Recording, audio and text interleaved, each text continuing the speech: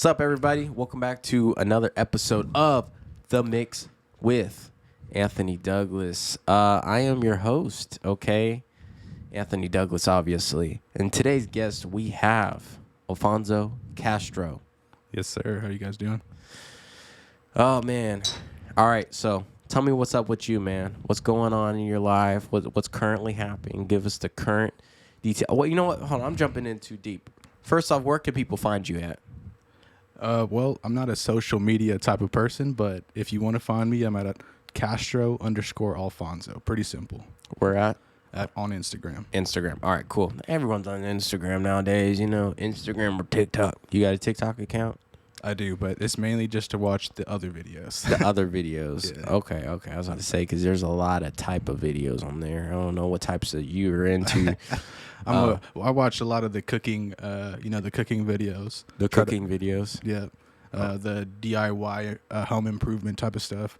I'm turning into a dad of sorts now before the actual family comes into place. You know, I almost called bullshit. I mean, it's not going to be picture perfect. I'm sure there'll be some crazy moments, but I try to be, or I want to be father of the year. That's my goal. I told my girl a long time ago, I felt like I was born to be a dad from day one. Like, I like to take care of people. I would like to see my own seed, my own son, daughter, whatever comes out. I want to see them and see how they end up growing up to be their own person. I kind of want to see their characteristics, if they're going to be like me or if they're going to be like their mom. It's just an interesting, almost like a psychology experiment, but with your own DNA. Yeah. I know you got that going on with your two kids right now. Yeah, definitely. It's really interesting because you see a spitting image of yourself. And you know what life has to offer, and then you see a little version of yourself literally growing up, but now with your guidance and your experience, but now in the role as a mentor, not Exactly. And that is in the passenger seat. You're the one in the back seat watching this thing grow now, and it's quite interesting, man, because then, like, if you think about it, you can't go back in time and fix stuff that happened in your life. Very true. But what you can do is you can be what you couldn't have been able to do or fix in your life, and you could do that in your kids' life as they experience certain situations that you've encountered when you're a young person. Yeah, what do they call it? It's like living vicariously through your children. You know me, I'm only about 5'8", maybe at the most on a good day, 5'9" if I got shoes on. Yeah. I had dreams of being a basketball player, and obviously at 5'9", you have to be a stellar athlete or a crazy good basketball player, and that didn't really pan out for me. So I'm hoping that my son or even daughter, I can install those sports dreams into them and see where they can take that. I feel like I'd be a great coach for them. We've had basketball in our lives. For those that don't know, I've known Anthony for quite some time, since we were like kids, and we used to play basketball dusk till dawn. I'm talking about during the summers, we'd start at like 10 o'clock in the morning, and then we'd end up going, leaving to your house. What was it, like almost 10, 11 o'clock at night? Yeah. So it was 12-hour shifts of just grinding basketball. Yeah. And I hope we can install that same passion into my kids, For sure, like hard work and dedication and long nights. Exactly. Well, just mainly to find a passion. One of the things that has happened to me as an adult is you get so caught up in work, it's hard to find anything else that you're interested in, or even find the time for that. At least for me personally, energy is hard to come by. I'm drinking Red Bull right now, and it's really just to gain the energy to carry out my day. I think I said this to you in the background of the podcast, which is I'm probably going to be the most everyday Joe type of person on this podcast. I'm a 9-to-5 worker who is trying to find the energy to do other things on the side as well.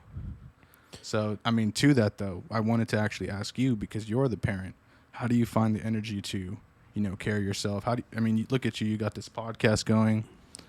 You're also working on top of taking care of kids. That's a lot of, it's a lot to handle for one person, or for two people, should I say. For sure, yeah. how do I say? I can't handle the weight if it wasn't being distributed properly. Meaning, having a strong relationship with me and my wife, really has served me, great amounts of a balance in, work life, family life, and this type of life, trying to make podcasts and trying to achieve, my hobbies and stuff like that. And so, she's able to, take some of the weight off, like I'm able to take some of the weight off. And it's like teamwork, you know what I mean? I pass the ball to her, she passes the ball to me, and we try to make sure that the timing of everything is, because timing is everything. We try to make sure the time of everything is appropriate around the kids. And so, it's quite interesting, but, we make it work. And, when you have kids, they're number one priority, and sometimes it's conflicting with, things like going to work and stuff like that. So let me ask you a question, if you don't mind. Yeah. My question is, so your kids are priority number one, okay? Obviously, the kids are number one. Yeah. My question to you is, how do you find, how did you find your passion for side hustles? How did you find, that energy? Because you mentioned, off the podcast, as a father working full time as well, you probably get 2-3 hours of sleep. Yep. And so let me just put it to you this way. As an everyday Joe type of guy like myself here, if I get anything less than 8 hours of sleep, it's a bad day for me, I'll be cranky. It'll be hard for me to work. I'm a very routine type of person, and it just kind of seems like once you have kids, you have to learn to live outside of routine, right? Yeah. And so that's kind of my question is, you did mention you do have Michaela to help you out, but how do you do it? Obviously you kind of have to, right? Yeah. There's no choice there. When you think about like having your own kids, and then you actually have them, because like we all think about having kids, Right. And it's different when you actually have them, because when they're here, they're not going anywhere. They're here to stay. And when they're here, the reality slowly sets in for some people. Sometimes it never does. Sometimes it's, it's instant. Some people, it takes a while. Sometimes some people need help because their schedules are too crazy. Well, like for yourself. For myself. Yeah. When you had your first child, for example, with Cece, right? Yeah. So with Cece, when you had your first child, was it like, oh my gosh, I now have a kid. Let me step it up. I now have to bring out this, newfound energy. I now have to, I have a new body and soul to take care of, right? Yeah. So was it an awakening process, or was it like, every day, this is what I'm going to do now? Was it like, was there excitement to it? Was there, tell me about your tribulations that you went through. I'm very curious because All right. I'm asking this as someone who wants to start a family. For sure. I want to be as knowledgeable as I can moving into that part of my life. Like right now, we're trying to set us up financially so that we can take care of. She wants to have like 6 to 10 kids. So like we're going to have a farm full of kids. You know what I mean? Like ideally what I would like to do is save up money to be able to buy property that has land so that I can, we can have a big house and a giant yard, hopefully like an acre or two, so that the kids can, for lack of better terms, frolic and go play outside as opposed to being, indoors type of people. Yeah. That's kind of what I want to learn to be. And that's why I'm asking you, what's the best advice you can give for a newfound father? I think that you have to have the right priorities before you have kids. Okay. And like the things that you want, you have to confront. So like if things that you want before kids, like if you want to have the nice house, the nice things, yada yada, you want those things. All right, so you lay those on the table. I had to think about everything that I have going on. Now, if I have to settle for less to have that, by means, is that something you're willing to do and sacrifice for? Are you willing to sacrifice your hobbies for that? Are you willing to wake up early in the morning and go to work and take that job you hate? Are you willing to do a lot of things that you're not comfortable with yet? Like changing diapers and for example, if you have a social life, having friends and stuff like that, like, like I was telling you before, like when you have kids, it's like, you find out with everyone around you how people really see you as, and like some people, as soon as you have a kid, RIP, he has kids now, we can't see him no more. It's like you're dead, Right. And so, I've seen that happen to me personally, and like everyone I used to kick it with, I don't see or kick it with anymore. You know what I mean? And then, just because of that and other reasons, it's like, because I take my life serious, and as I'm figuring out my life, I'm figuring out other people too. Everyone else around me changes. So as a newfound father trying to step their feet into fatherhood, you're going to see a lot change up within not just yourself, but in the relationships you have outside of that as well. So, if you're like someone who likes playing video games 24 hours, and shit like that, look, if that baby's crying, you got to go in that room. You know what I mean? You got to hit pause. I don't care if you're online, getting 50 kill streaks. You know what I mean? Hey, bro, I'm online. I can't hit pause, bro. And exactly, the only thing constant in life is change. So like, and that's the thing, like when you have kids, it just adds to that equation 10 times. You know what I mean? Because you probably wake up and you have a daily regiment, a hobby, something that you have. You wake up, go to the bathroom, brush your teeth, whatever. And so like when you have kids wake up at any time. You don't know when. I believe you. I remember waking up like, when I was a kid, and I used to take care of my little brothers, for example. Mm-hmm. My little brother, Marcos, he used to wake up, dead 6 a.m, start playing with those loud toys, and my parents would get mad. So start I feel banging it, yeah. Banging loud noises, breaking stuff or drinking, making a mess. And, parents worry about those things, like. But once you become a parent, you'll slowly be taught, because your kid is going to teach you these things. Like no one taught me. Like, no one's going to really, I could tell you, but, it's not going to be teaching you, because once you have kids, they'll be your teachers. When they poop, that's when to change them. You know what I mean? Time to get down on hands and knees or whatever, bust out the baby wipes. When they're hungry, when they're sleepy, like when they want to be held, and when they need to start walking, like when you need to start helping them out because you see them, they're trying, but they're falling. But, their muscles aren't strong enough yet. And you have to, when it comes to education, trying to teach them words, who you are to them in their life, because, you're someone who's very important to them, and how they got here. So how do you teach them that you're someone special in their life? How do you, how do you present yourself to this new person? You know what I mean? Like, right. You may have never been that type of person before, and you never were, but now it's a first time type of thing. So now it's like, it's a new image of yourself. You're building yourself. Like my kids, they teach me how to be a better person. Like, I didn't know how to love the way I do ever since I had kids, and I could tell you this, like, I felt very desensitized. Like, my last job, I was a patrol officer. Like, I was going around, I was in the worst situations of people. I was at the bottom, with crazy stuff, just every single night.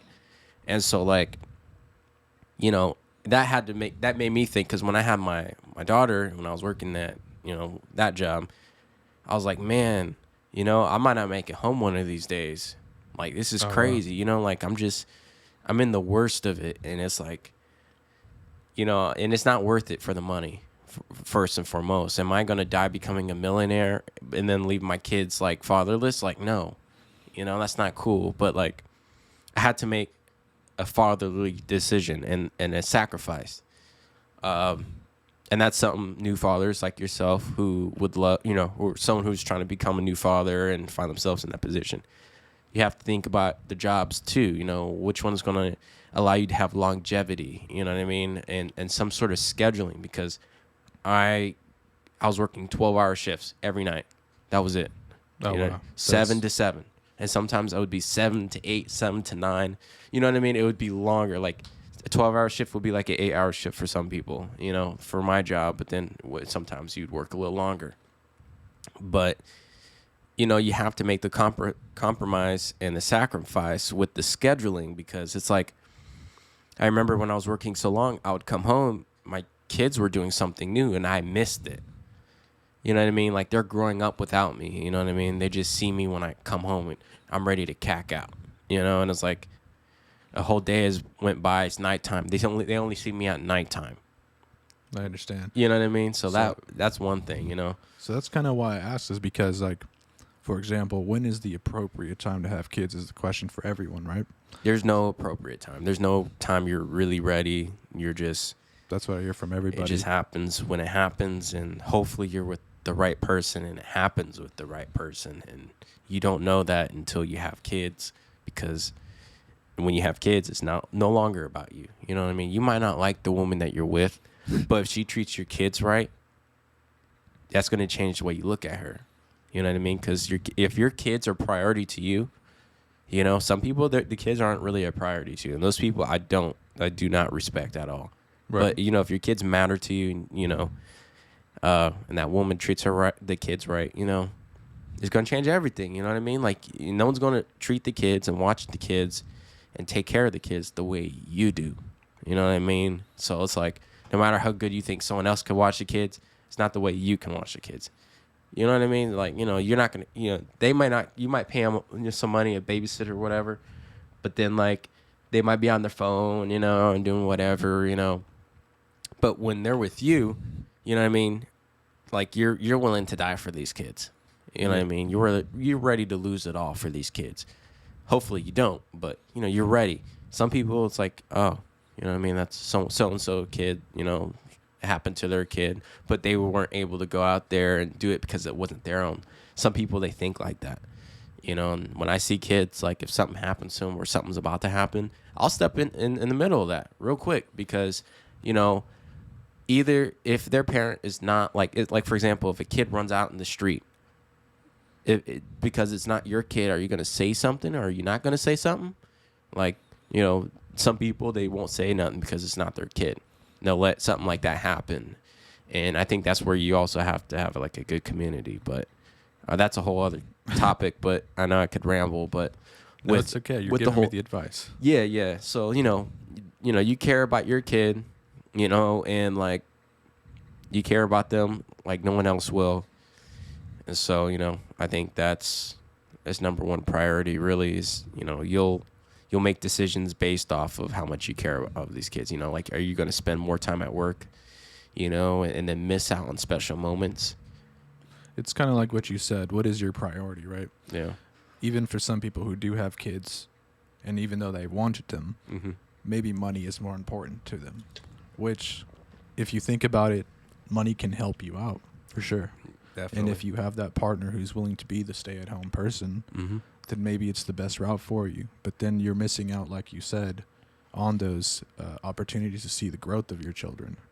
However, if you trust the other person, you guys have a great relationship, that could work out, because in the sense, you know, because of that, you know, money is definitely a big thing for these kids, because they're expensive, man. Yeah. The reasons why you would go to work is because of these kids, and to make money is because of these kids. To have the house is because of these kids. Right. That's where work and family life become complicated. Like, if you work for a job and they're saying you can't, you know, go home because your kid is sick, or they have a doctor's appointment, or they broke their arm, and they're telling you can't go because there's no one to cover you.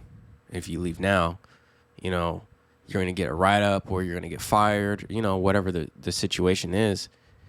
There's a confliction there, you know, there's a complication there where, you know, you go to work for these kids, you put your time at this job to provide for these kids and your family, and then your job fails to see that.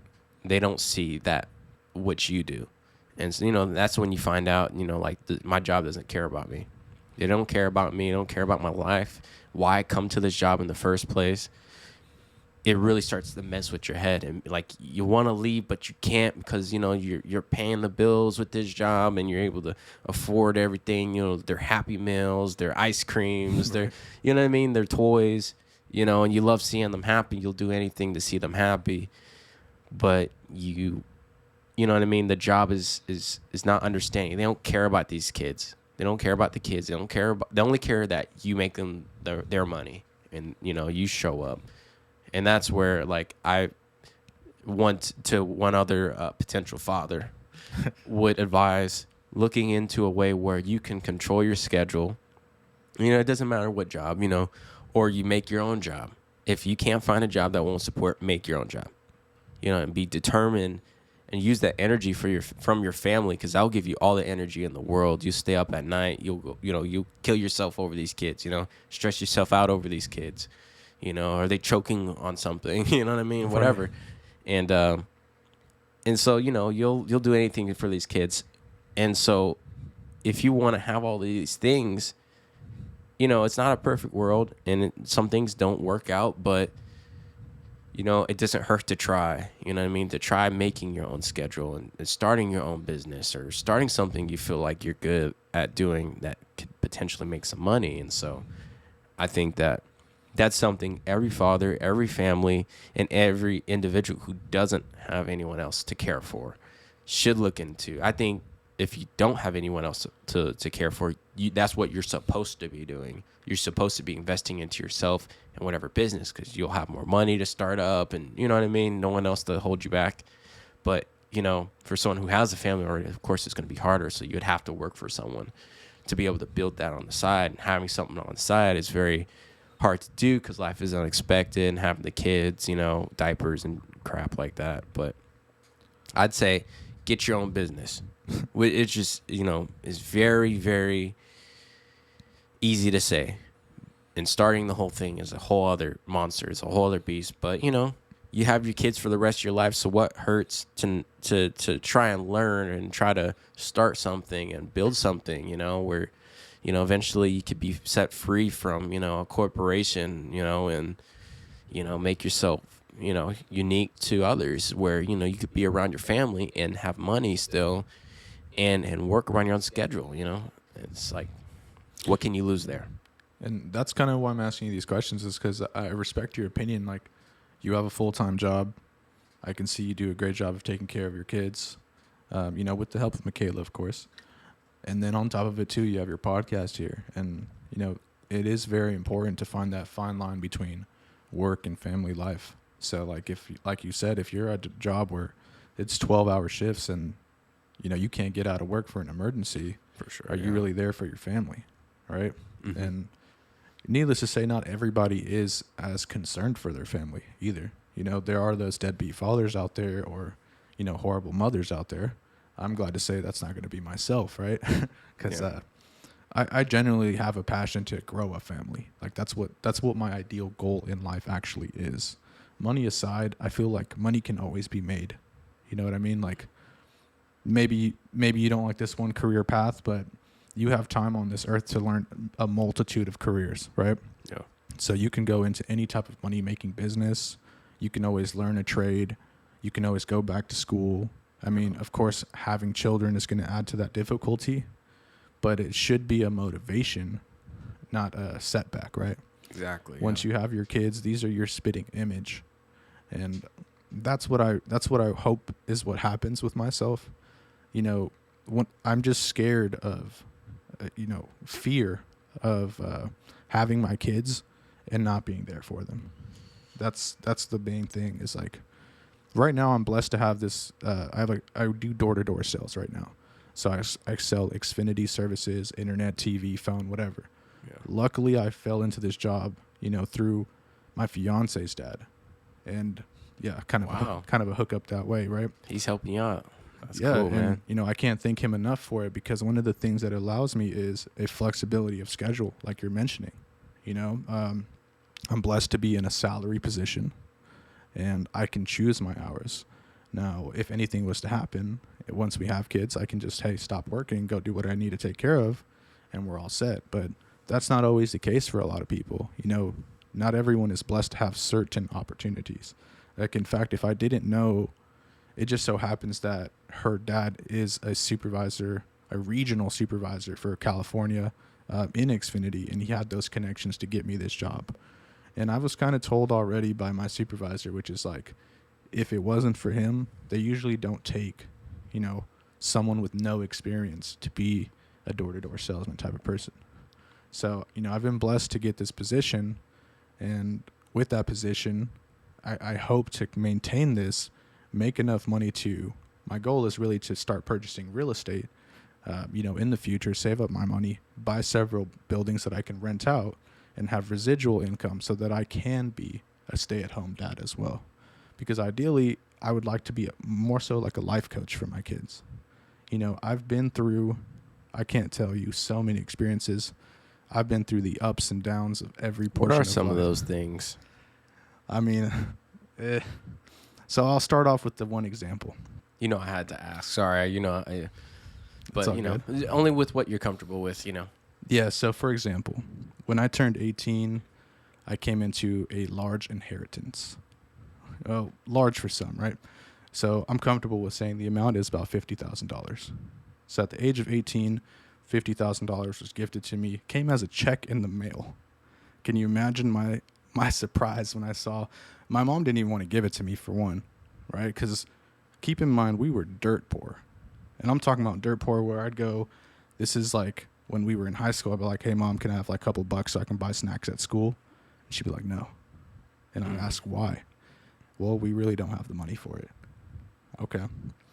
So the other thing is that I went to a very rich school, Rio Americano, higher class incomes. These people had mansions. I got lost in this party one time, a giant mansion where to find the bathroom, you had to go down the hall, around the corner, up the elevator, down that hall, that type of housing. And so when you grow up dirt poor with nothing, not too much money, and you grow up around people who have everything, you crave it, right? And so $50,000 given to me at 18, right after graduating high school. What did I do with it? What do you think I did with it? I mean, I just blew it like an idiot, right? And some people, they look at that situation and they go, wow, you didn't save any of that money. And in hindsight, it's easy to say, well, yeah, what an idiot. I should have saved all that money. But at that time in my life, I was not mature enough to handle that responsibility. $50,000 right now would be a game changer. You know what I mean?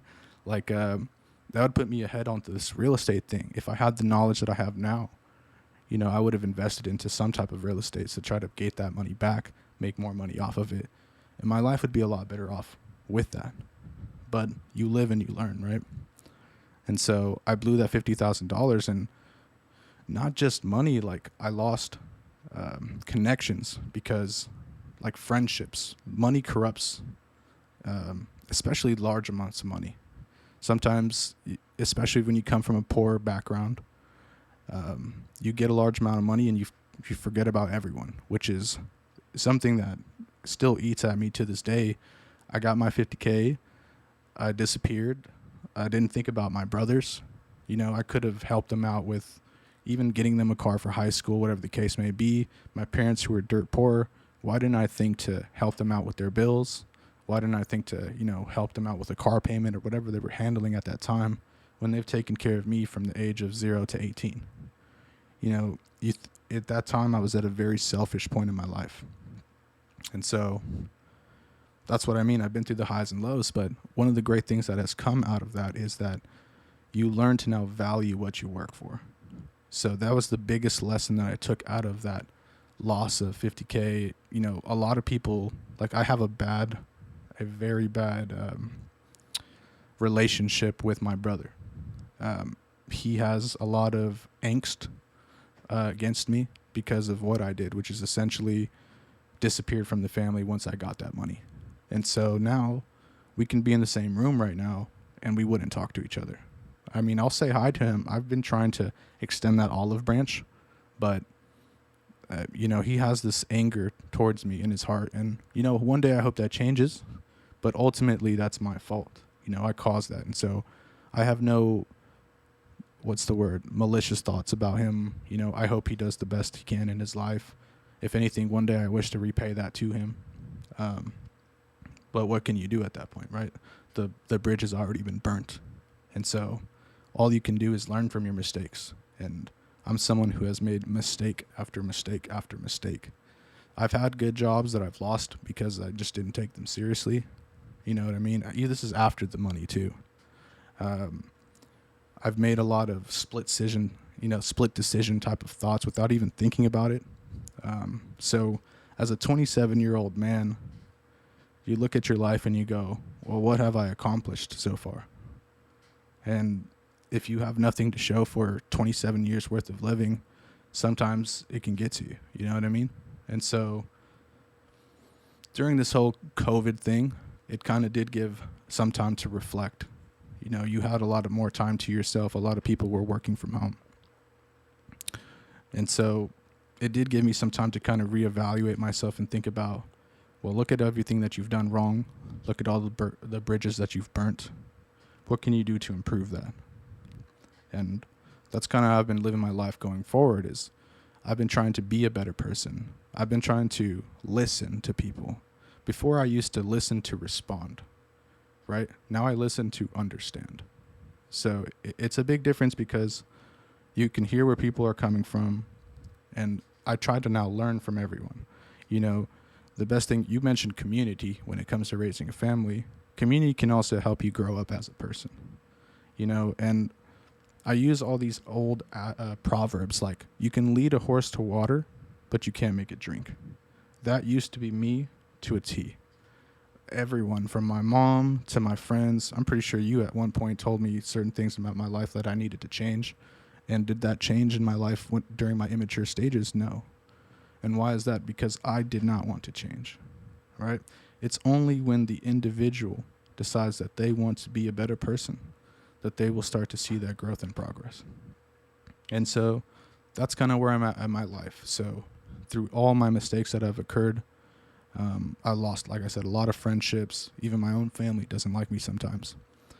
I've tried to now be the best person that I can be. One of the things that I do now is, like, for example, from door-to-door sales, I've made relationships with like 80-year-old, 90-year-old people. And it's not something that I used to do. You know what I mean? I just used to look at them as like old geese or whatever.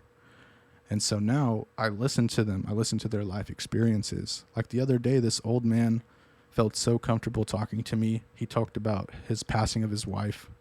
And within that same week, his brother passed away. And he started crying right in front of me. And as a stranger, I said, you know, I'm a stranger, but you've opened up to me. You know, if you need a hug, I got you. And, you know, we hugged it out. This is a complete stranger. I've met him first time ever. And that is a different persona from what I used to be. A complete turnaround, 180. I used to be 100% selfish. Now it is everything that I try to do. If anything good happens to me in life, I try to pay it forward. And so that's kind of where I've been at now. And maybe it's a good thing that I haven't had kids, right? Because imagine that selfish person having kids and going, man, these kids are cutting into my video game time. What the heck, you know? Yeah. So yeah, it's all a learning experience. And another topic I'd like to bring up is the concept of God. For a period of time in my life, I didn't believe in God. You know, I grew up Catholic, so it kind of took me away from the church because I didn't like the whole practice. And even to this day, I don't believe in church gatherings. But God has definitely been prevalent in my life, and it's hard to ignore some of the things that happen. It's almost like coincidences that occur that it's like you'd be a fool to ignore the signs, right? Like small examples is like just everyday life. Like I almost got into a car accident last week by inches. You know what I mean? Just as my life is starting to turn around, this guy almost hits me on the side of the freeway with my fiance in the car too. So imagine like I'm turning my life around. I'm doing better. I'm now starting to open my mind up to God, right? And then all of a sudden, you know, this wrench comes and this guy almost hits me. So it's like I didn't crash. You know, luckily I had that split decision where I hit the brake, I swerved out the way on the freeway, and we missed it by millimeters. Like I swear, dude. And at the end of that, before I used to be like, damn, I'm a great driver, which I did still say that, but you know what I mean? But Yeah. what I can say is like now, when something like that happens to me, I go, wow, thank God, you know? And it's a big step for me because I used to be walking blind, is what I call it. And you need to have something to believe in, even if it's not God. You need to have, for you, it could be your kids. You know what I mean? You have to have something to get you out of bed in the morning, whether it's a passion, whether it's a significant other, whether it's a, you know, anything like that. Otherwise, what's the point of living? That's kind of where I've been at in life. Yeah. So for you, what's the point in living right now? Like, what is that? As of right now, the point of living for me is to, at least in my life, I want to, like I said, make that family. Make the family. And create a better generation through my own seed. You know what I mean? Through all the mistakes that I've made, I would like to install those lessons into my children.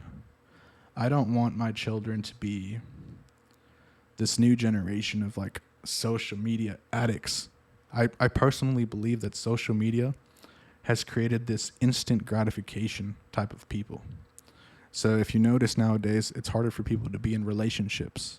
It's, you know, it's all Tinder and Bumble and, you know, who liked my post and all kinds of stuff like that, right? Right. So like I want to teach my children beyond that, a more real life that's not behind the lens of technology. Yeah. To install better values, because ultimately the children are the future. And that's a cheesy saying, right? This kind of sounds funny coming out of my mouth right there, right? But that's a legit thing. Like, children are the future. Like, you imagine all the values that are installed into the community right now. You may notice there's a lot of tension in America. But if you think about it, all these people who are holding power will pass away. You know, give it about 20 years and the new generation will be in power. And even after that, you know, move on to your children. Maybe one day your son or daughter may be president. You know what I mean? And it's what we teach our children that leads us to that. And that's kind of what my purpose of life is now, is I want to create better people than I am. If you've met my parents here and there, they're great people. For people who don't know my parents, they came from nothing, came over to America. We're Mexican American, started from nothing. Now they have their own house. I could have gone to college. They would, you know, that was my choice, but they sent 2 kids to college that they helped pay for. And they supported our lives in any direction that we wanted to take, good or bad. And, you know, our lives are significantly better than their lives because of the effort that they put in. And I want that to be the case for when I have kids. So I want to put them in positions where they can, you know, branch off to be leaders of communities, or even if they don't want to be significant people in lives, where they can be the best person that they can be. That's deep, man. That's real deep. I'm buzzing a little bit, so kind of ramble a bit. No, it's good. No, that's completely necessary for what we're doing right now. I think a lot of people can relate to an extent in their own lives, you know, and we've all had our ups and downs, and hopefully we just learn from others before we experience our own, so that way we could avoid the pitfalls. I do believe, you know, the one thing you did say, which I completely 100% agree with you on, is when you inherited the money, it wasn't the right time. But if you ask me, I believe it was the right time, because like right now we're sitting here and we're talking about it. I think that for some individuals in different situations, everyone needs to have an experience. And so that was your experience, because it puts you in a different mindset. Don't look at it as a thing that, like, oh man, you know, yeah, you could look at it in the negative sense of where it ruined your relationships, family, and how you went off and did your own thing, you know, and the true whatever you think whoever you think you were at the time, because it's not you. That was just who you were at the time. Right. Went off and did you. I think you personally needed that because imagine, like you said, also, if you had kids and then you came into that, at that time, that would have been the worst time. Probably been the best time for you or worst time, but for the kids, it would have been probably the worst time, Right. because it's like, what's up with daddy. But I think it was a good experience, although it burned a lot of things. But then that allows you to make new bridges, form new relationships, or fix old relationships. Because I don't think you can ultimately fix relationships. You just got to build new bridges with those relationships. You just got to scrap whatever happened and just start on a different foot. And that means coming back and doing coming back with a new mindset, a new motive in life. Like you said, imagine you coming back home to the parents and you made them grandparents. You know what I mean? And Right. and it's something, and you're a man about this. You take care of these kids, and they look you in your eyes, and they could see our son. He's a father. Like they can't look at you like no little kid or whatever. Like you're carrying the generation, and they're seeing that. And you're the one carrying the flag. Like these kids are going to be our successors. They're gonna avoid all the mistakes that we've went through. But even though we want to fix, and here's the problem. I don't want to like ruin anything for anyone, but like I realize that the problems that we have with ourselves is just with ourselves. We can't put those problems onto our kids because we never know what our kids are going to go into. They might be worse. They might be better. But you don't want to keep the kids away from that type of experience because just like you needed that experience, although some people would say not, maybe you hold yourself accountable, but I think that it was completely necessary, for everyone to grow because you got to go through some shit, and I think definitely it's going to help you as you try to move forward, especially with the family like you're talking about. I mean, if you have a family, you need to know what it's like because from the bottom, not having no 50 grand, and you know what I mean? So Right. you're going to see it from a realistic point of view now. You're not going to see it an over, oh, I got family, kids, and oh, I got a large inheritance, like boom. That's like, of course, with a loss, that's sad, and then when it comes to the check, it helps out a little bit, but if you don't really have much going on and then that comes along, it still doesn't help out unless you have a good motive behind it. But this is going to make you work harder. I think that with that happening to you, specifically with you, I think it's going to make you very motivated. It's going to light a little fire inside of you. Definitely. And then as you move forward, for some individuals, it's the complete opposite. But I think for you, because not everyone's able to have an experience like that, I think that with yours specific to you is going to make you go much further than what you could have without that experience. If you never had that, I don't know. I don't know what could have turned out. But I think that with that being said, now that once you have kids, it's going to be like, man, you're going to be hurting on money a little bit, depending on the work and job, whatever. You might want things, but you still can't afford still. And then you're going to be like, man, all of a sudden these checks aren't as much as I thought they were. Right. And then you're going to be, you just ask for a raise. You can't look at them for that. You got to look back at yourself, the man in the mirror, and see how you're going to provide for these kids, especially the future that you think you want for them. So, like, think about it, man. The jobs and companies that we work for, they pay for our kids. Pretty much. They do, like as much as we want to take pride and credit for all of that, they do. Of course we go to work and we work for them, but it's work for them. You know what I mean? And we're spending our best hours and our time for these larger companies. And so, like for me, this is why I don't get much sleep at night because I don't sleep much at night because I know how much I'm making my company. You know what I mean? I know the numbers, it's a lot of money. And I wish that was how much I was getting paid. You know what I mean? But Yeah. it's crazy. I feel like if I'm making someone else that much money, I'm seeing how much I'm worth to this company. Of course, that's why they probably complain if I had to cut out, work early, or call off. You know what I mean? I see why, because I'm making them a lot of money. So this is my thought process. Now, if I work for myself, how much am I worth? I think I'm worth that much at a bottom line. But to be completely honest, I think I'm worth more than that, you know? And so I think everyone should think that way about themselves. They should think that they're worth more than what, you know, they're getting paid. And I think that you should have a right, especially if you're a hard worker. Like me and you grew up together, like playing basketball, just going based off of that alone. I know you're a hard worker, you know, no question. Some people, man, they don't, you know, they don't bet on themselves. Like, I feel like you got to bet on yourselves. Like, if you think you're going to have that big house someday and be able to provide for your family the way that you would love to, you got to bet on yourself. You know, like, are you willing to do the type of work and wake up at the time that people are still sleeping? And like, here's my problem, man. When people get off of work, oh, they're off of work. You know what I mean? Like, for me, when I'm off of work, oh, it's back to work. Back to work, you know, and people, oh, you got to go back to work. I don't explain on that because it's my type of work. You know, I got it. Like, I haven't made much off of, you know, I haven't made much doing my own business yet, but the little amount that I've made so far is big to me because I've never been able to pay myself before like the way I'm doing right now.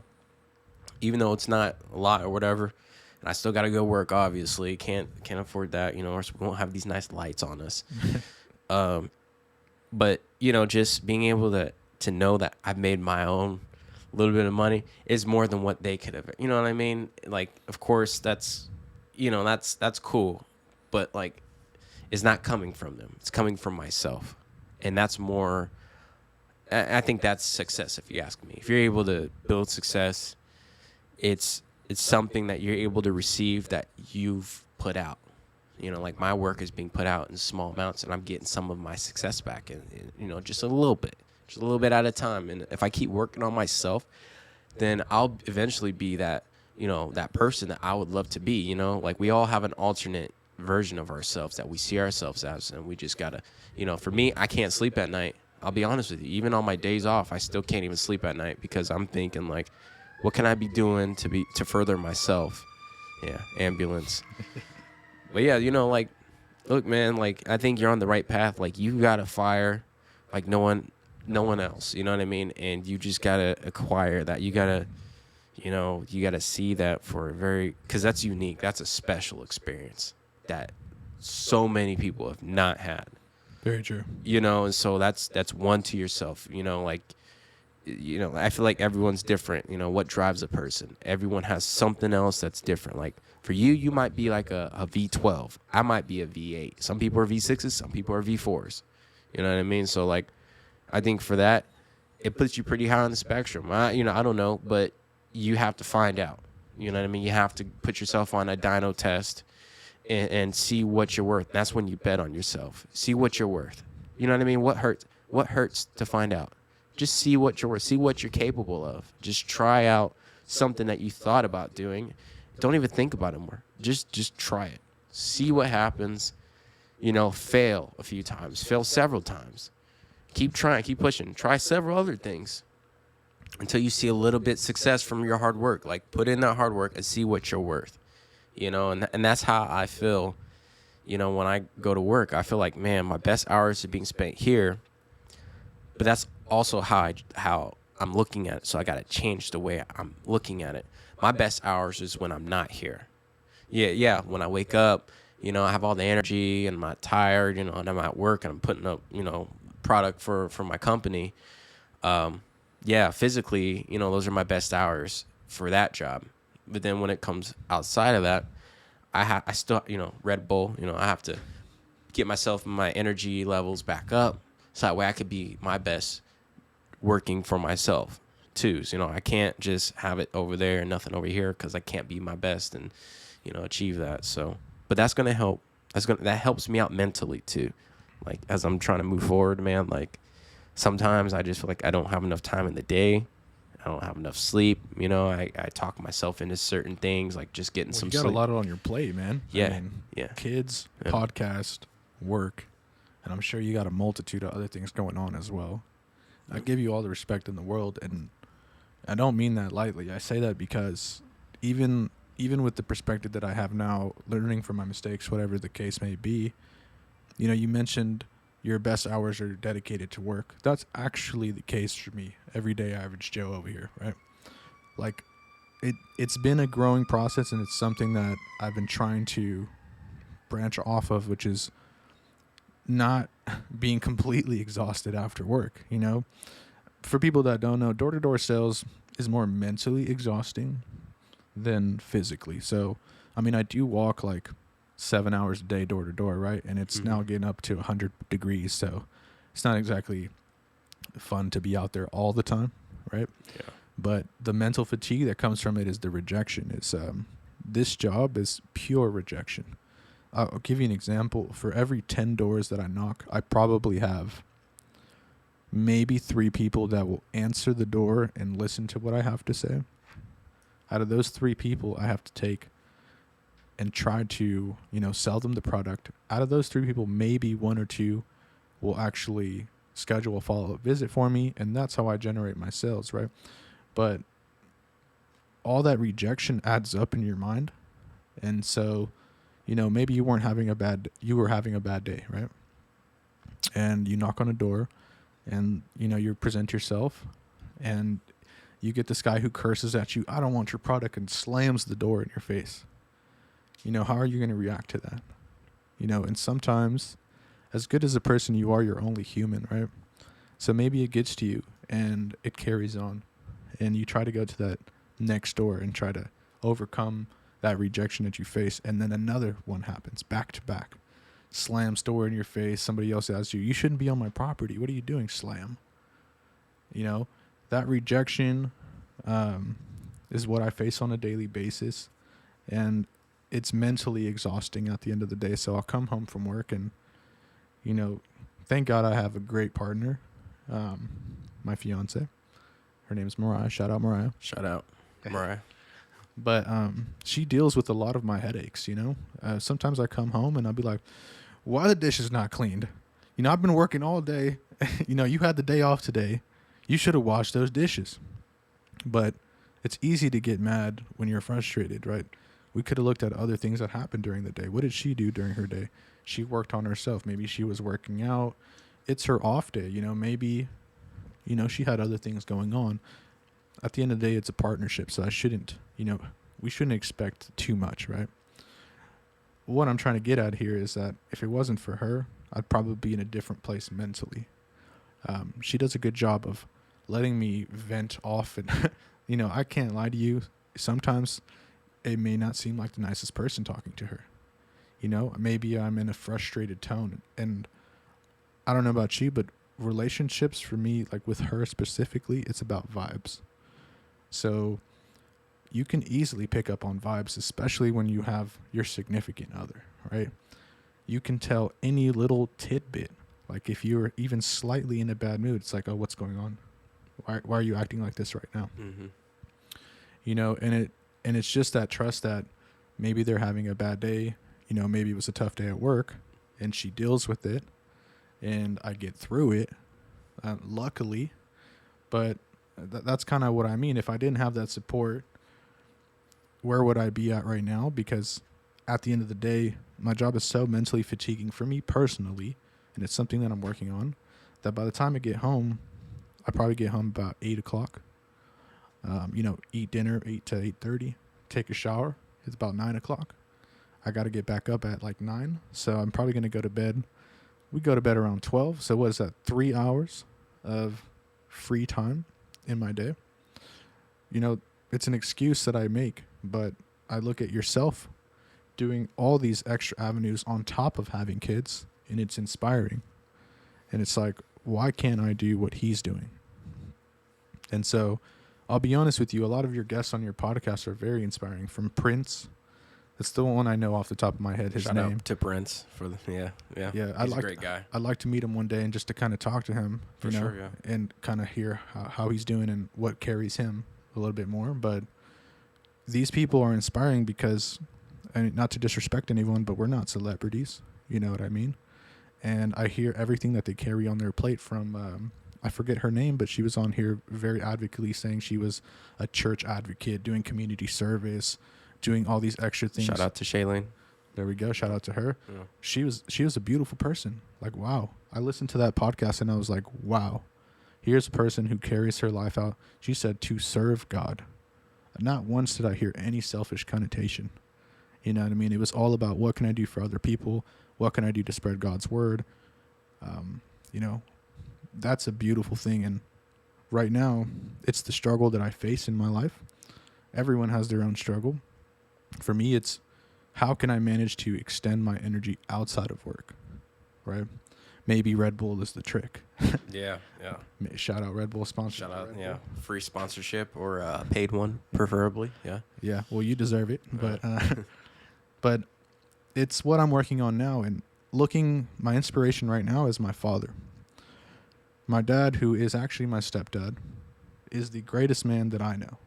And the reason I say that is because this is a man, for example, my mom doesn't work. She's a stay-at-home mom. My dad works 2 jobs. He probably works like, I would say, like 8 o'clock in the morning till about 11 o'clock at night every day. Probably like 1 day off a week. And I've never seen him complain. That has never been me. Up till about this job, because this job's a little bit more fun, aside from the stress, I've hated working. And is it because I haven't found a job that I like? It could be, right? Is it because I didn't find my passion in the work that I'm doing? It could be. But for the most part, the way that I grew up, I always thought that people should live their life to live, not to just pay their bills. And so that dilemma in my head has always been something that I've struggled with. It's like, okay, so at 27 years old, I'm finally at the point where, you know, I've decided I have to work. So screw it, stop being negative about it. Go out there with a positive attitude. It's the one thing that you can control is your attitude on life. You know, focus on the controllables. And as I progress, I want to, you know, move on and gain more energy as I go. And it's all about perspective, because I can get off of work and go, man, I'm tired. I'm just going to lay down now. But one of the things that I've noticed is that kind of what you actually said earlier is if you just do it without thinking about it, you know, it gets done and you've checked one more thing off of your list and you've accomplished that much more. And so that's what I'm trying to learn now heading into my 30s. You know, they say the prime for an adult is like 35. So hopefully I hit my prime and I have all the energy in the world to do everything that I want. That's kind of what I'm building to personally, you know, for myself, not for my relationship or my family or anything like that. But I want to get to a point in my life where, similar to what you're doing, you're able to explore your interests. You're able to look at how can I build my own brand. You're able to start your own business. And I mean, you said you're getting about 2 hours of sleep, but it seems like you're a happy person. You know, knowing you personally, seems like it's been the happiest moment of your life, from what I can tell. You know, you could say otherwise.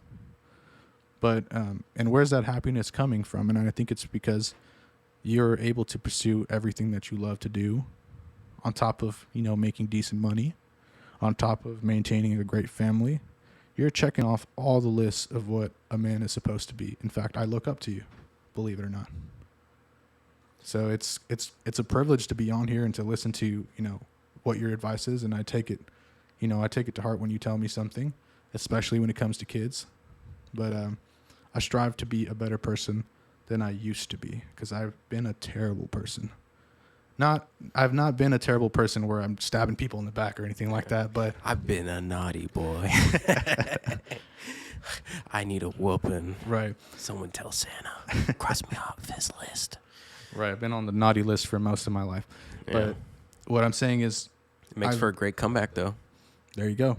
You know, I've always believed that I've had the potential to be a great person. I've always wanted to be a leader.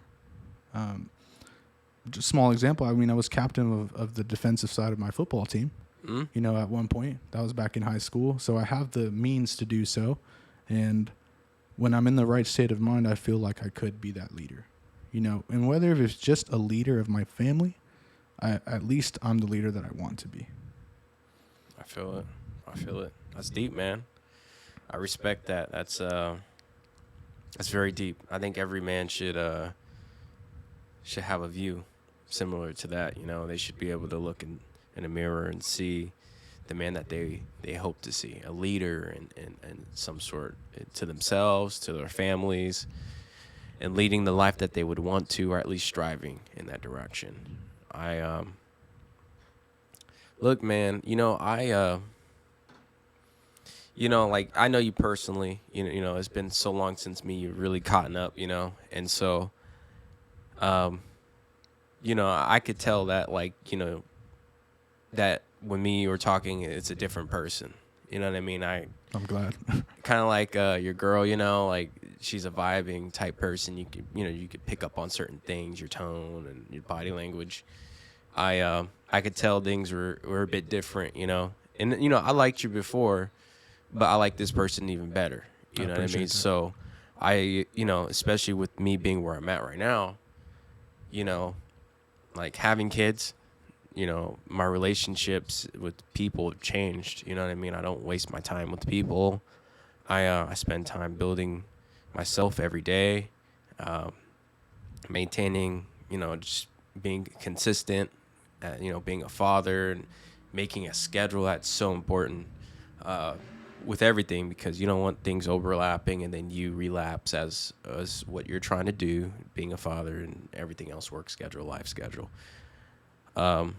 I could tell that definitely you have a different perspective, and it's one where you're kind of like what you said, man. Like, you're trying to, like, oh, I got to go to work. It's not an option. I got to, I want to have a family. I got to provide. I got to be successful, and I got to, I got to face rejection, have doors closed on me. People, I have to go through this and face life hitting me in the face, because every time that happens, it's like life hits you and it puts you down, and then you come home and you find your girl, hopefully soon to be wife, hopefully man, but she picks you back up, you know what I mean, and that's every bit important to how you're building yourself. You got to see how other people are with you too. Who else is building you up? You know what I mean? Who else? Who else are you coming home to every night? Right. And so she definitely is a big factor in how your mindset and how you're going to achieve what you want to, because you have to surround these people around you. It's not an option, especially for where you're trying to get. I can tell you this, man. Like, once you start a family, it's like cutting a lot of fat away on a steak. It's like. And there's a lot of fat on this steak. You don't realize it until, like, you start adding, there's not just one Alfonso. There's like two little Junior and a little, you know what I mean? There's a few of them running around. You realize that the people in your life and who really matters, who you trust, your friends, your family, even your family. Trust me, man. You start looking at people differently. I get it. In different lights, because, like, hold up, you're holding my kid. You're around my kid. I don't know if I like you around my kid. And it's not like they gave you any reason. It's like, it's a vibe. It's a vibe. You know what I mean? You just feel like, I don't know. He was kind of strange before, and this just does not feel right around my kids. Like that feeling that you have, that gut feeling of people that you have, or maybe you felt it, or maybe you haven't yet. Mm-hmm. But when you have kids, you know it now. Like, all right. I don't know what I'm feeling, but I just don't like this. Now it's like, you know what I mean? It's a real thing now. It became real just now. And so, and with that, like, you see that when you look in the mirror, that you trust yourself. Some people, they don't even trust themselves, because they're that deviant of a person of who they are and what they say, what type of promises they make, and who they are as a person on a day-to-day basis and what they do. Some people are liars, and they put on a mask every morning, and you just don't even know it. You think you know someone, and then, until you don't. You know what I mean? And until the real person comes out. And, if you trust yourself, if you're able to look in the mirror and you know your intentions, then you'll have 100%, 100%. Gosh, how am I gonna say this? Like, you confidence. Yeah, you have 100% confidence that you're looking out for the best interests of your family, for your kids, in your household. You know, you're going to make sure everything is safe and that they're being provided for, no matter the cost. If you got to cut your arm off to make sure these kids, you know what I mean? Whatever, family, and job. You know, if you have to cut a job off because they don't care about you or, you know, and all that, look, you can find another job. They come and they go, like you said. You know, kids and family, no, they don't. That's for life. You know what I mean? Tattoo it on your arm. You know what I mean? But you can get those removed. You know what I mean? Right. But family, you can't get rid of that. And that's what I'm saying too. Like I know you've had probably some upsetting experiences with family when you came into inheritance and the personality that you had at the time came out, and it rode with that for a minute. But who you are now needs to shine through more than that other person did at the time, and that's all it is. It's just, you know, what pulls you away from people. You know, you can always find your way back, but you just got to outshine that. You know what I mean? You got to lap. You got to go like a race, man. You do a marathon or whatever. You do one lap. That other person was who you were at the time, but you got to literally lap that person. You know what I mean? You got to do circles, 360s around that person every single day of the week. I believe you also have to be lucky enough to have people who are understanding in your life. Yeah, that too. Yeah. Like yeah, people don't know this. Some other people aren't ready though. Some people aren't ready to accept you like you might be ready. So, you know, you have to understand that too at times, you know. It's just, it is what it is. You just got to shoulder shrug and just stay consistent with who you are until they are, you know. And sometimes don't even wait. Sometimes you can't. Sometimes they have to hit rock bottom to where they could be like, oh man, I understand, you know, I hit my spot and I kind of get, you know, I'm just glad to be back, you know, and that you're accepting, you know. So really you just got to hold the door open, you know, just in case, you know, because everyone's going to hit their spot. But see, that's what I mean is Yeah. you're an understanding person and you're a very mature person to have that perspective, because not everybody is going to see the new person that you are. So I may have changed, but there's still certain people in my life that don't talk to me. I give the prime example, number one, my brother. You know what I mean? I wish more than anything that I can reestablish that relationship with him. Ultimately, the ball is in his court. You know what I mean? I've done my part to try to extend that olive branch, as they say, and try to be friendly. And I try to offer, hey, let's go get a beer type of thing. But the trust is completely broken between me and him. And, you know, as much as I can try to push that relationship to keep going, if he's not willing to put in the effort, you know, it's not going to go anywhere. For people that don't know, I burnt a bridge with you a long time ago.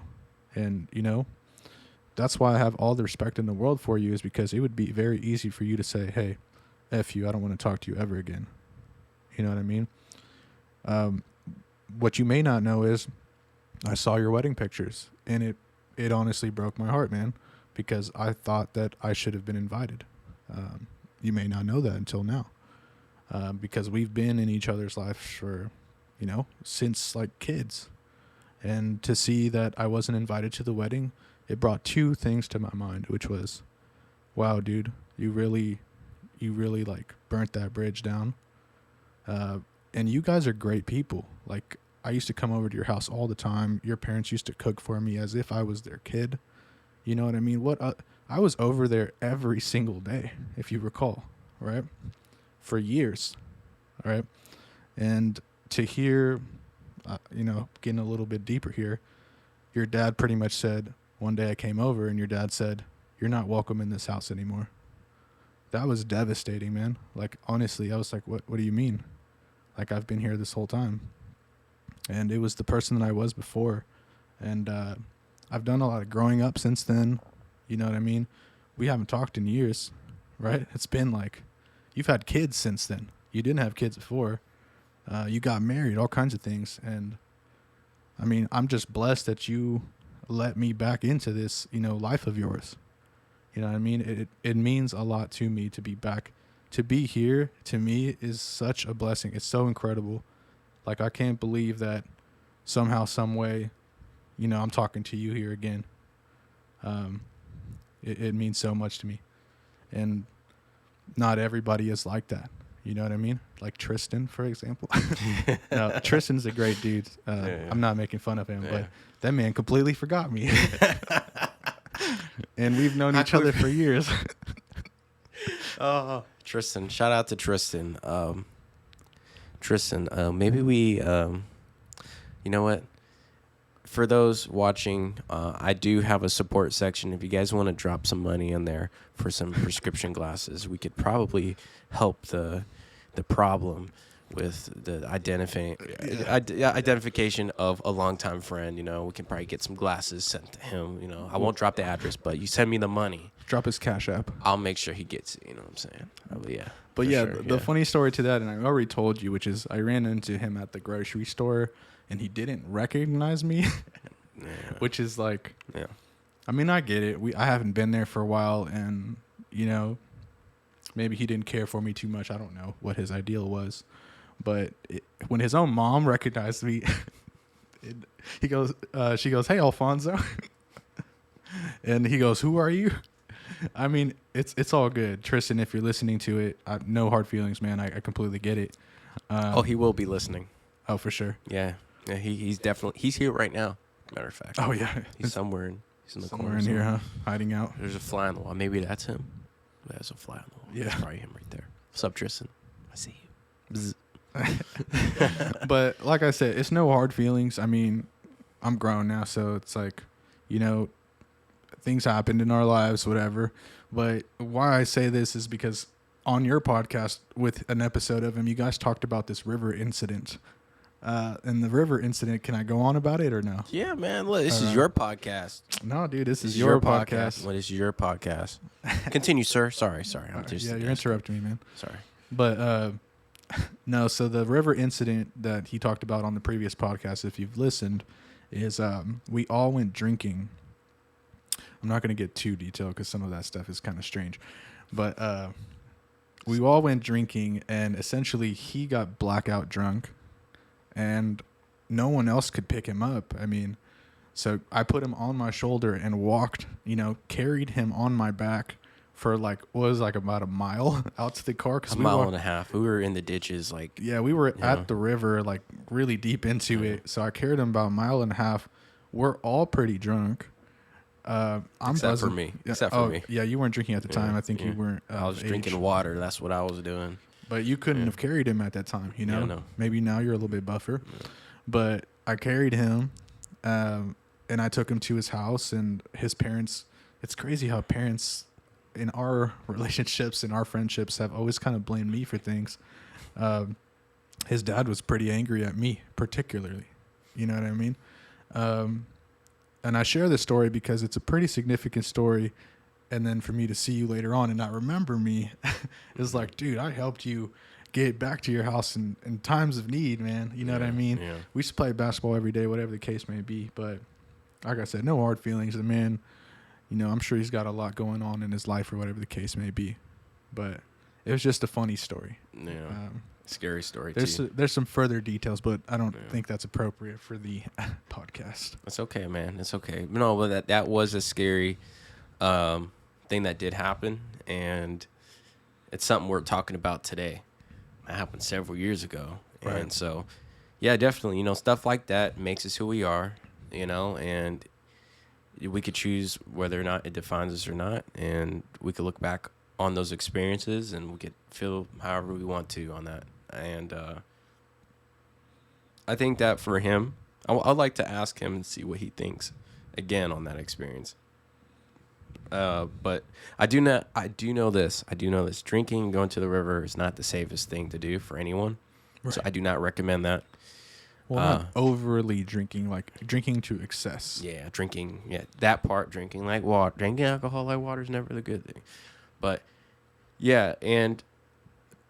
No, but here's the thing, man. Look, I appreciate you. I appreciate you coming back around and, apologizing. That's what I really respected, because I know that, I know that I don't care about the money. I know how I am. I don't really care about the money. I think when that happened really was when, when I had my own kids, really. it's not about the money. It's about, community and people, having good people in my life and in my kids' life who can only be nothing but supporting and reliable. And dude, like I can't tell you how many people that I had at my wedding that are no longer there. You know what I mean? Like family, friends. There's a lot of people. Oh, wow. And you want to talk about burned bridges? I got a lot of them. And people who, you know, tell you they love you, family, friends, whatever, hug you, all that. It's like none of that matters if you actually mean it and you're actually doing it. You know what I mean? So like, I can't tell you how many bridges and relationships where people did it to our relationship. Whatever I thought we had with other people, they thought it was okay to do certain things and just like, you know what I mean? Not treat a relationship like it's like it's my fault or, like it's a problem all of a sudden because I got a family that I treat as a priority. And for me wanting to try and maintain my relationships, it didn't work out because people felt as if they needed all of me or something, or all of a sudden because I have something in my life that I'm willing to die for. It's like people looked at me a certain way, Like jealous or I think that has a big thing to do with it. Or they lost their seat in my life or something like that. Now something holds a higher position. You know what it is? It's crazy. So like when you apologized and came back to me, man, like I just was like, this is crazy. Like I'm thinking like, I know we grew up together, but it was like, when that stuff happened, some money, car selling, all that, Yeah. over that, that was based off a money decision. Yeah, I was hurting for money at the time, but, I'm in a position where it's like, I don't care about money. I care about relationships because I lost so many, and I've literally I lost people who I wish were still here today that I really cared about. And it still hurts me, but I can't make them stay. If someone's willing to go out the door, I can't hold them back. I'm not going to stop them from having their experiences, but, I don't look at it like it's my loss. I look at it like, all right, I'm doing what I have to be doing. I have these kids. God help me bring these kids into the world, and I'm going to make sure that these are number one priority. I'm going to take care of my gifts and the world's gifts because these kids are going to gift the world something someday. If I do a good job and be a good parent, they'll be able to offer something to themselves and to the world. But some people are just so selfish. They can only think about themselves. And so, I don't know, man. So like when you came out, we started talking and you kept reaching out. And I saw that, I saw it. And I know I'm hard to reach sometimes, even though I'm on social media all the time. But it's like, dude, like I'd be so busy with these kids, And some people, that's not enough. Like some people, they need me. They need me as soon as they hit me. They need me whenever they want me. You know what I mean? And they just don't understand. Like, I got priorities, man. Like, I got a full-time job, like you said, and I get like 2 or 3 hours of sleep, and it's like I can't be on the phones and stuff like that, like I used to. But, like, so I respect real relationships. That's another reason why I do podcasts. I like to sit down a few feet from someone else, look them in their eyes, and tell them how I feel and listen to how they feel. And develop like a deeper understanding so that way we can understand each other and create something. And so, like that's the reason why I do it, because some people are just, they put a mask on every morning and you just don't know it. You think you know someone until you don't. So very true. Yeah. I mean, even you say the mask thing, but it's very true because for the most part, I mean, if you guys can kind of see me from the podcast here, I'm a very laid back person. You know what I mean? Almost too laid back. Yeah. You might have to step it up a little bit, right? Bring out a little bit more energy. Yeah, no, you're good though. You're good. It's who I am. I try to keep it, to who I am. But you talk about this mask, and as a salesman, you can't be laid back. So as you can see, like when I'm going to doors, I'm over the top. You know what I mean? And it's a mask that you put on. And what you're saying is sometimes you don't know if this person that you have in front of you is the genuine person, or is it their mask that they're putting on so that they can impress you or they can get in the door with you, right? And ultimately, you think about what relationships are, and it's like, well, what can you do for me? You know what I mean? As horrible as that sounds, it's the truth about every relationship. With any relationship, there's a give and a take, right? And so, like, what are you gaining out of this person? Is it a friendship? Is it a financial connection? Is it, oh, he lets me use the car? You know, simple things like that. But no matter what, I look at things pretty cutthroat now. And you kind of have to, because, you know, everyone's living their lives to be, you know, on their own quest, I guess you can say. And so, like you mentioned, the friendships that you have to make nowadays have to be genuine friendships. People who are, I wouldn't say there to support you all the time, but at least know that they're not trying to take advantage of you. Yeah, at your lowest point too, and you know, you go. that part. Exactly. It's so deeply important, man. Yeah, and so even today, like, I have, it sounds to say, but I don't have friends now. You know what I mean? I consider you a friend, definitely. You know, especially hopefully we can rekindle. For those of you that really don't know, this is like the first time we've talked and genuinely talked in years. Yeah, it's been a long time. Yeah, so like hopefully we can rekindle this friendship. You know, I'm a different person now, but you know, ultimately, oh, we're good, man. Let's let go of that stress. We're good. All right, look. oh, I feel we're good. I now. hope. No, dude, we're good, man. Don't use the H word. Hope. We're good, man. We're good. You know, I appreciate that. You wouldn't be here if there was any hope. You know, you're here because, you know, generally we're catching up. That's all it is. There's a time lapse, you know, in the time that we were here, and we're just catching back up. That's it. We're just catching back on the track, and we're just hitting the roll again. So it's all good, man. We're good. I appreciate that. Well, let me bring it into a lighter note, because For sure. I wanted to give you some praise on this. I've always viewed you as a Will Smith personality. Oh, geez. I'm talking about Fresh Prince of Bel-Air Will Smith. Now, you can hate that, right?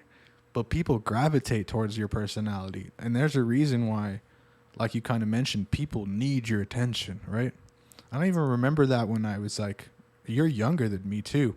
But oddly enough, I've always viewed you almost as an older brother. It's kind of crazy, right? And you have this energy and this persona about you that people want to be around. It's contagious. You know what I mean? That's why I feel like you personally may have so many people in your DMs like, hey, let me get on this podcast, or hey, dude, let's hang out. Or some creepy people too, man. Like, I would imagine, man. you need a hand, God. a hand or two, and yeah. Yeah. But yeah, I mean, to handle, you know, your type of personality, I can see you going places with this podcast for sure. That's kind of what I wanted to ask you right now too, is where do you see this podcast in about 5 years? 5 years from now, if I'm alive and I'm still doing podcasts. Don't say if I'm alive. That's a horrible thing. Hey, look, thing God willing, man. God willing, if I'm alive and doing podcasts still, I see myself, you know, I see myself doing the same thing, man. Like, I don't look at it like I'm not going to stop working and have that white. I feel like even if I get there, I still haven't got there. So like, you're going to keep working at it is what you're saying. Yeah, like, you know, like some people, there's a finish line.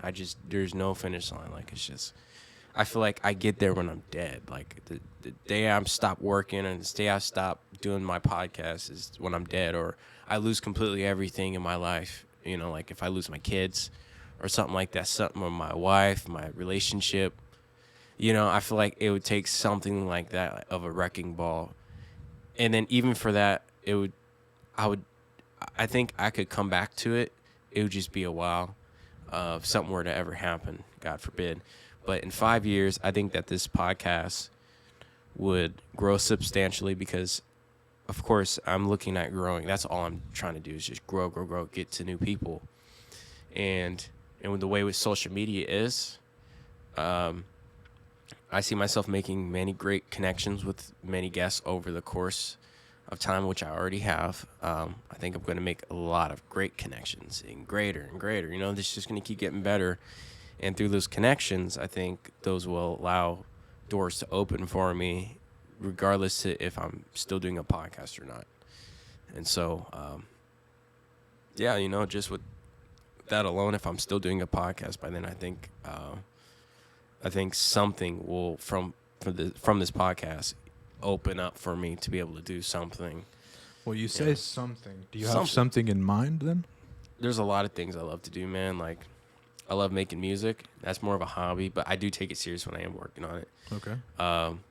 You know, it's funny the people I have on, the stuff that they do, like my buddy Prince. I love acting and I love talking to him about it. It's always something I wanted to do, you know, but I love seeing him actually doing it because it turns that fire on in me again. Because, you know, when you're going about your life, sometimes you get so indulged into it, you don't have time to really invest into the other ventures that you had interest in at some point. So you lose that, you know, and it's kind of like loss of a limb. You know, you forget to, you know, if you don't work out enough, you lose your muscles, you know, and so I see it as opportunity all the way around. And so, you know, there's a lot of things I think I could fall into. You know, I love doing so many different types of things. I'm very versatile. You know, I could learn things. I'm not the smartest person, but I could learn it. You know, YouTube, Don't Google. say that, man. You know what I mean? Look, YouTube is how I did all this stimulus. I'm not going to lie. Thank God for stimulus. I wish there was a Bible here for stimulus. I'd be, you know what I mean? I tuck that in with me every night. That helped out a lot, huh? Definitely, yeah, definitely. So shout out to stimulus, and shout out to the amazing guests that I've had on. You know, I realized that my joy doesn't come just from me. You know, it comes from like hearing people like you with their stories and like hearing what people have gone through and where they're trying to go now. Because that's the next question is like where you're going after this. You know, when the lights are off, the cameras are off. It's that thing. Like, what are we doing now? Because that's what's really important. And so I look forward to that next step because, you know, every step along the way is helping me get closer to what I want. And I know that what I want is constantly changing. So I just want to be ready for everything just in case that happens. So it's like doing this, going to work, being a good parent. Because that's all, being a good parent, I'm not worried about that because I know how I am. I could look myself in the mirror and I know that I'm the man for these kids. There is no other man for these kids except for me. And so I understand that.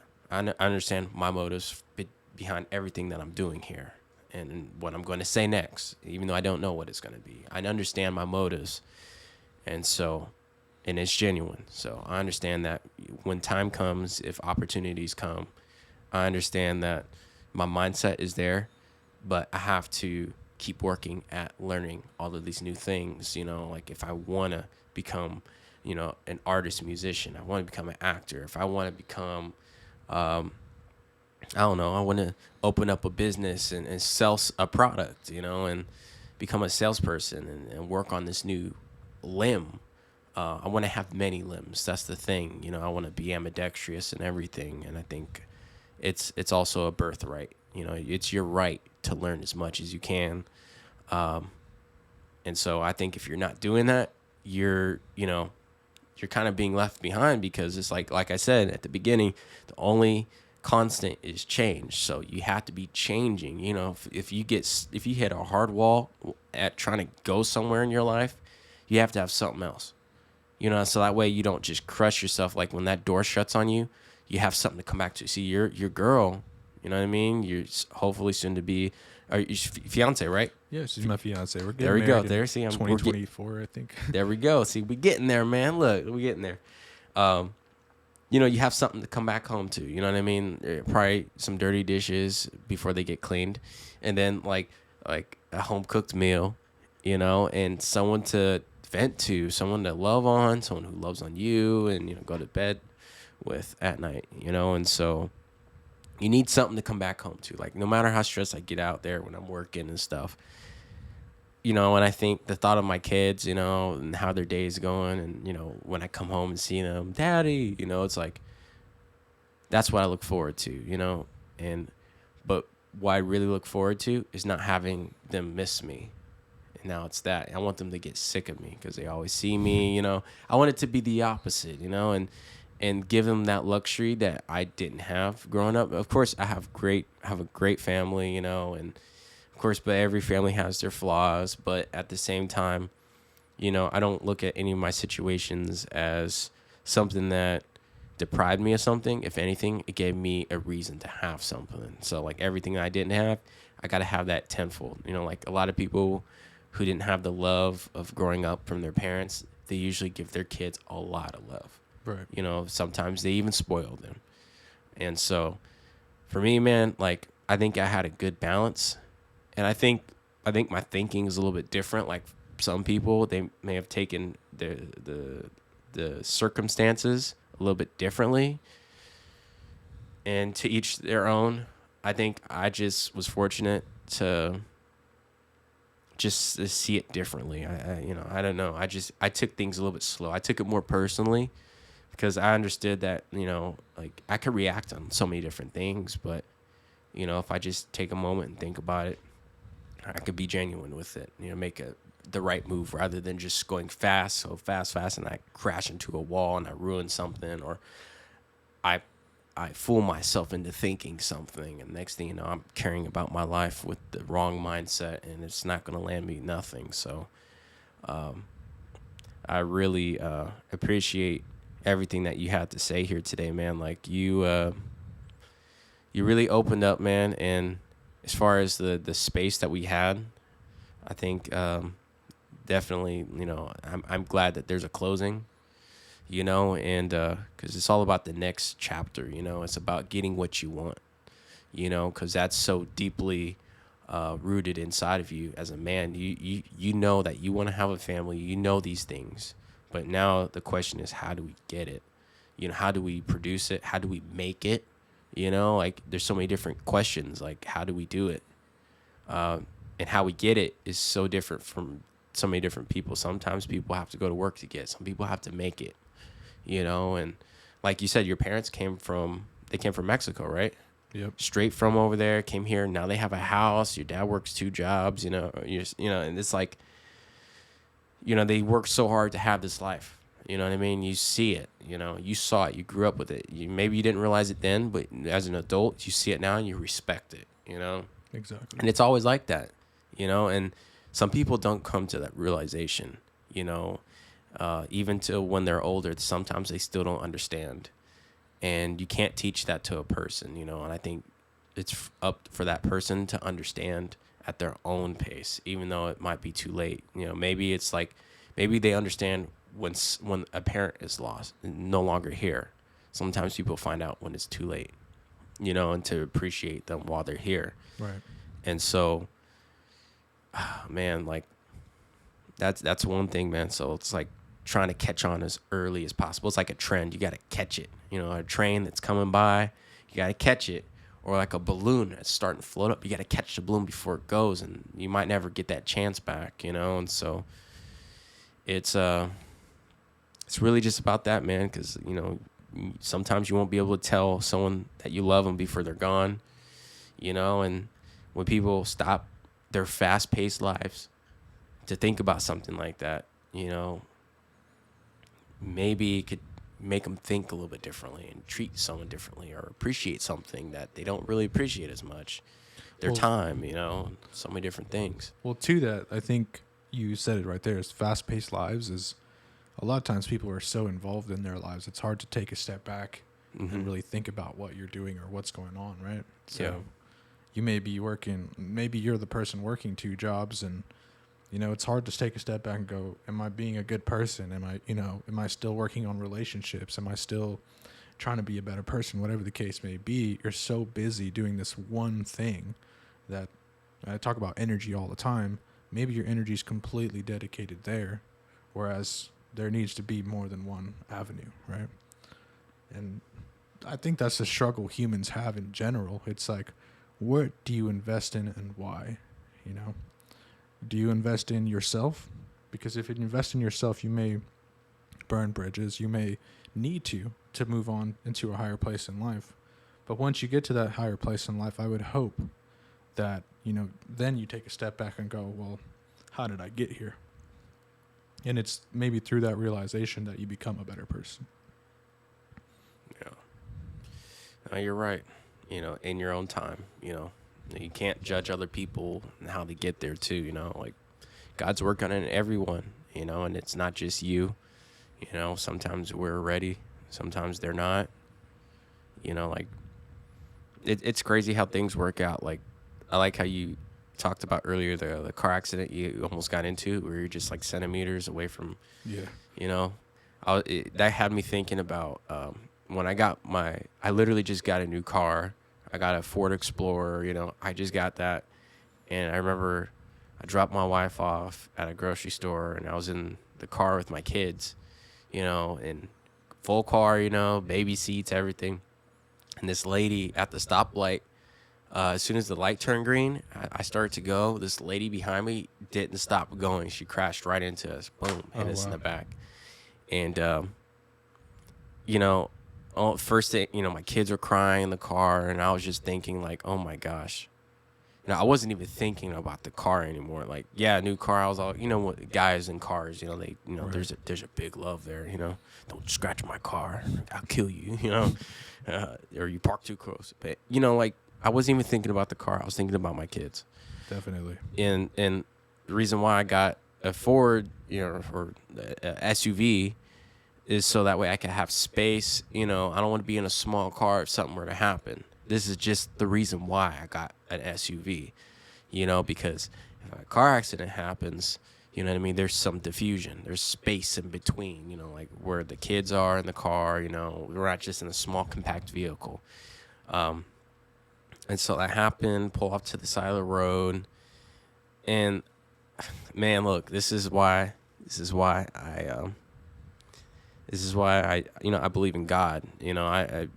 I don't know all the specifics. I don't know anything. You know what I mean? When it comes to religion, God, I don't know. I just know that He plays a strong role in our everyday lives. We wake up every morning. Our DNA is all constructed, in a way where we're able to be this thing called a human and blink our eyes, and the fact that we breathe and we don't even have to think about it.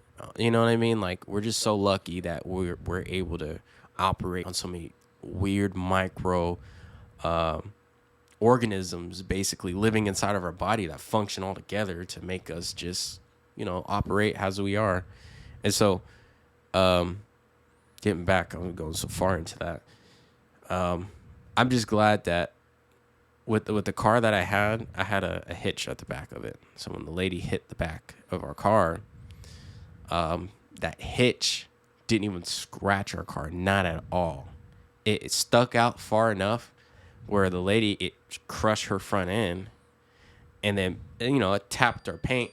But then the cool part was it didn't even scratch it. Like, we could just wipe the paint off, boom, it was gone. Right. Even better. And so I'm thinking, at first I'm thinking of the kids, and I get out, and then that. And it's like, wow, we're really, nothing wrong with us or the car. Kids are okay. I know that could have been worse. I know I could have gotten that small car. I know I could have, did something radically different in that moment, reacted as well. But me being calm and thinking about the kids, I didn't care about the car at all. Cars can be fixed, kids can't, depending on what it is, obviously. But you were blessed that nothing happened. Blessed, man. Like, I could have went so many different ways, man. Like,